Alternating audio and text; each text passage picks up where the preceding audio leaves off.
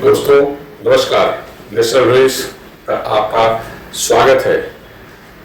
प्रधानमंत्री नरेंद्र मोदी ने मंगलवार को देश भर के विभिन्न स्टेशनों से 10 वंदे भारत ट्रेनों को, या वंदे भारत नई ट्रेनें हैं, इनको हरी झंडी दिखाई और 4 वंदे भारत ट्रेनों को विस्तारित किया गया है।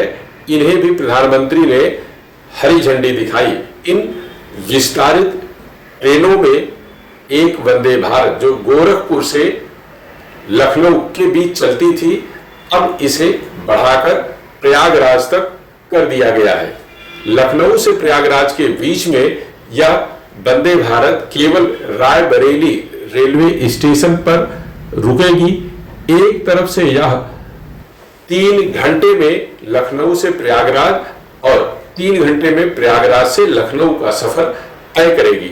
अब तक प्रयागराज लखनऊ के बीच में चल रही सभी ट्रेनों से यह वंदे भारत सबसे कम समय में इस यात्रा को पूरा करेगी।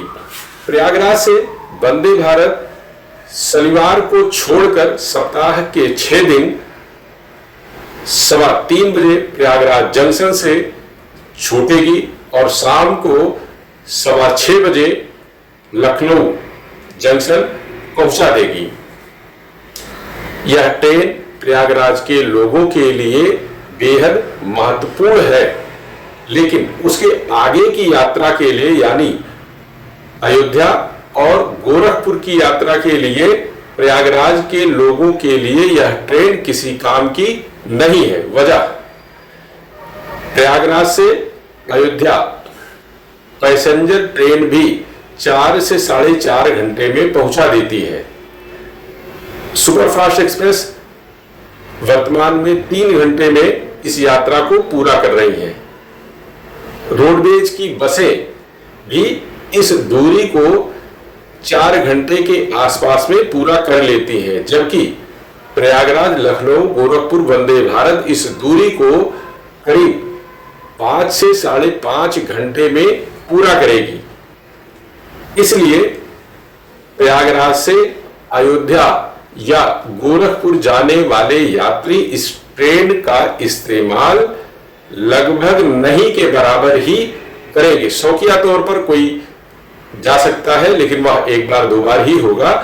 सामान्य यात्री इस ट्रेन से प्रयागराज से लखनऊ होते हुए अयोध्या और गोरखपुर की यात्रा नहीं करेंगे। महंगा किराया भी इसकी एक वजह हो सकती है।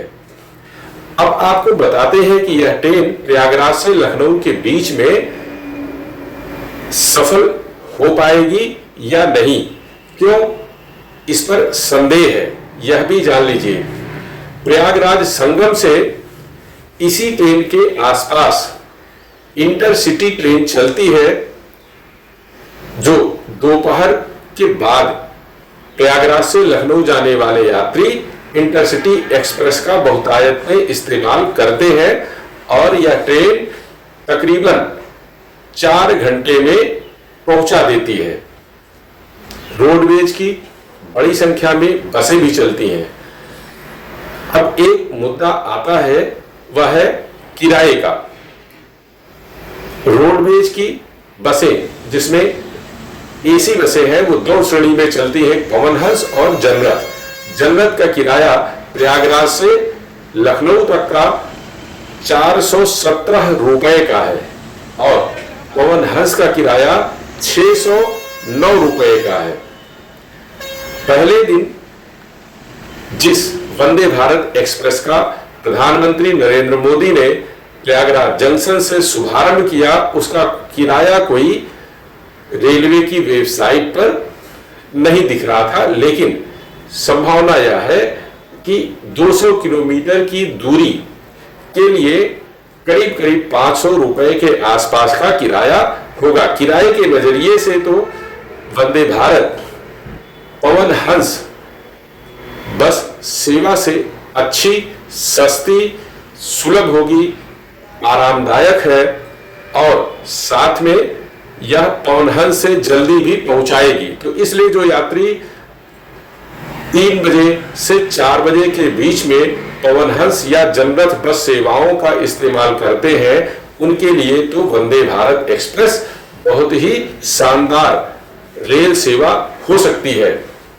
आपको यह भी याद दिला दें कि प्रयागराज जंक्शन से एक जमाने में जन शताब्दी एक्सप्रेस भी चला करती थी, जो लखनऊ के लिए चलती थी। तत्कालीन केंद्रीय मंत्री डॉक्टर मुरली मनोहर जोशी के प्रयासों से जन शताब्दी एक्सप्रेस प्रयागराज जंक्शन से लखनऊ के बीच चलाई गई थी, लेकिन किराया ज्यादा होने के कारण उस समय इस ट्रेन से बहुत कम संख्या में यात्री लखनऊ के लिए जाते थे। लगातार नुकसान होने, कम यात्रियों की संख्या के कारण रेलवे ने जनशताब्दी एक्सप्रेस को बंद कर दिया। उसके जगह पर इंटरसिटी एक्सप्रेस को चालू किया, जो वर्तमान में प्रयागराज संगम से लखनऊ के बीच चल रही है और मात्र 75 रुपए के किराए में वह इस दूरी को तकरीबन 4 घंटे में पूरा करती है। तो वंदे भारत एक्सप्रेस प्रयागराज से लखनऊ के बीच में तो अच्छी ट्रेन साबित हो सकती है, बशर्ते इंटरसिटी के यात्री भी इस ट्रेन का इस्तेमाल करने लगे। एक दूसरा भी मुद्दा है जो महत्वपूर्ण है।